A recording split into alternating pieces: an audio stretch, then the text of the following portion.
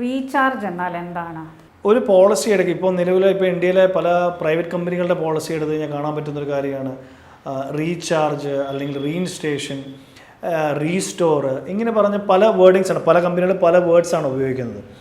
ഇതെല്ലാം ഒരേ കാറ്റഗറി തന്നെയാണ് വരുന്നത്. വളരെ സിമ്പിളായിട്ട് പറഞ്ഞു കഴിഞ്ഞാൽ, ഇപ്പോൾ നമുക്കൊരു പോളിസി ഉണ്ടെന്ന് വിചാരിക്കുക. നമുക്കൊരു 5 ലക്ഷം രൂപയുടെ പോളിസി ഉണ്ടെങ്കിൽ നമുക്ക് 5 ലക്ഷം രൂപ എപ്പോൾ, ഒരു വർഷത്തിൽ ഈ 5 ലക്ഷം രൂപ എപ്പോൾ തീരുന്നോ, അതായത് നമ്മൾ ഉപയോഗിച്ച് കഴിഞ്ഞു വിചാരിക്കുക, 5 ലക്ഷം നമുക്ക് ഉപയോഗിക്കേണ്ട വന്നാൽ ഈ 5 ലക്ഷം രൂപയുടെ നേരെ ഇരട്ടി, അതായത് വീണ്ടും ഒരു 5 ലക്ഷം രൂപയും കൂടെ അവർ റീചാർജ് ആയിട്ട് നമുക്ക് തരുന്നു എന്നുള്ളതാണ്. അതായത് നമുക്ക് ഒരു 5 ലക്ഷം രൂപയുടെ പോളിസി ഉണ്ട്.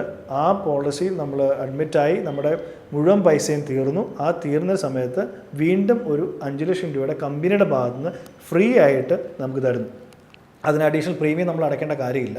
ഇതാണ് റീചാർജ് എന്ന് പറഞ്ഞാൽ. ചില കമ്പനികളുണ്ട്, ഇപ്പം പറയും, സാധാരണ ഏജൻറ്റുമാർ പറയുന്നത് ഞാൻ കേൾക്കാറുണ്ട്, നിങ്ങൾ 5 ലക്ഷം രൂപയുടെ പോളിസി എടുത്താൽ നിങ്ങൾക്ക് ഒരു 5 ലക്ഷം രൂപയുടെ കമ്പനി സൈഡിൽ തരും.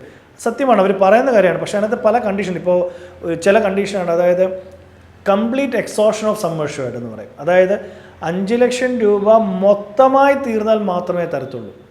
ചില കമ്പനികൾ അങ്ങനെയാണ് പറയുന്നത്. ചില കമ്പനി പറഞ്ഞാൽ നിങ്ങൾക്കിപ്പോൾ ഒരു 5 ലക്ഷം രൂപയുടെ പോളിസി ഉണ്ട്, നിങ്ങൾക്കൊരു 4 ലക്ഷം രൂപ ബില്ലായി, കമ്പനി 4 ലക്ഷം രൂപ ആയിരുന്നു, പോയിട്ട് 1 ലക്ഷം രൂപയേ ഉള്ളൂ. അടുത്ത് നമുക്കൊരു 3 ലക്ഷം രൂപ ബില്ല് തന്നാൽ വീണ്ടും അവർ ആ 3 ലക്ഷം രൂപ റീചാർജ് ചെയ്ത് നമുക്ക് പേയ്മെൻറ്റ് തരും. പക്ഷേ ചില കമ്പനി പറയുന്നത് എന്താ, 5 ലക്ഷം രൂപയുടെ പോളിസി ഉണ്ട്, നിങ്ങൾക്ക് വീണ്ടും ഒരു 5 ലക്ഷം രൂപ തരാമെന്ന് പറയുമ്പോഴും അവിടെ ഉള്ള ഒരു എന്താ പറയുക, നമ്മൾ മനസ്സിലാക്കേണ്ട ഒരു കാര്യം, complete exhaustion of sum assured. 5 ലക്ഷം രൂപ പോളിസി ഉണ്ടായിരുന്നു, 4 ലക്ഷം രൂപയുടെ ക്ലെയിം വന്നു, പോയിട്ട് 1 ലക്ഷം രൂപ കടപ്പുണ്ട്. പക്ഷെ നമുക്ക് വന്ന ബില്ല് 3 ലക്ഷം ആണെങ്കിൽ നമുക്ക് 1 ലക്ഷം രൂപയെ തരത്തുള്ളൂ. എല്ലാ സം അഷ്യൂർഡും തീർന്നതിന് ശേഷം മാത്രമേ റീചാർജ് തുടങ്ങത്തുള്ളൂ എന്നാണ് അവരുടെ കണ്ടീഷൻ പറയുന്നത്. അപ്പോൾ ഇങ്ങനെയുള്ള കണ്ടീഷൻ എന്തുണ്ടോ ഇല്ലയോ എന്നുള്ളത് വളരെ വ്യക്തമായി ഏജൻറ്റിനോട് ചോദിച്ച് മനസ്സിലാക്കിയതിന് ശേഷം മാത്രമേ റീചാർജ് ഉള്ള പോളിസികളിൽ പോയി ഒപ്പിടാൻ പാടുള്ളൂ. റീചാർജ് എന്താണെന്ന് മനസ്സിലാക്കണം.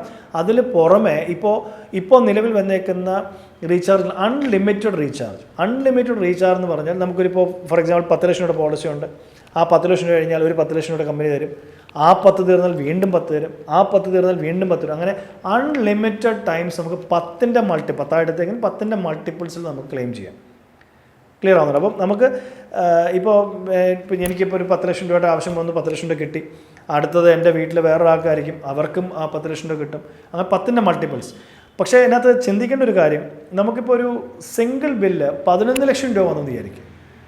11 ലക്ഷം രൂപ വന്നാൽ 10 ലക്ഷം രൂപ തരത്തുള്ളൂ, 1 ലക്ഷം രൂപ തരത്തില്ല. അതെന്തുകൊണ്ടാണ് കമ്പനി അങ്ങനെ വെച്ചേക്കുന്നത് ചോദിച്ചാൽ, കമ്പനി പറയുന്നുണ്ട് നിങ്ങൾക്ക് 1 കോടിയോ 5 കോടി രൂപ എടുക്കാനുള്ള ഓപ്ഷൻസ് ഉണ്ട്. നിങ്ങളെടുത്തില്ല, നിങ്ങൾക്ക് 10 ലക്ഷം രൂപ മതിയായിരുന്നു, അതുകൊണ്ട് നിങ്ങൾ 10ൻ്റെ മൾട്ടിപ്പിൾസ് നിങ്ങൾക്ക് ക്ലെയിം ചെയ്യാൻ പാടുള്ളൂ.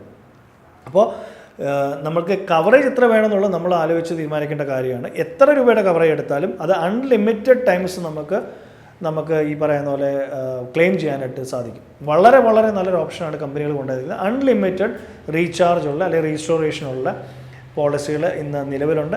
അങ്ങനെയുള്ള പോളിസികൾ തന്നെ എടുക്കാവുള്ളൂ.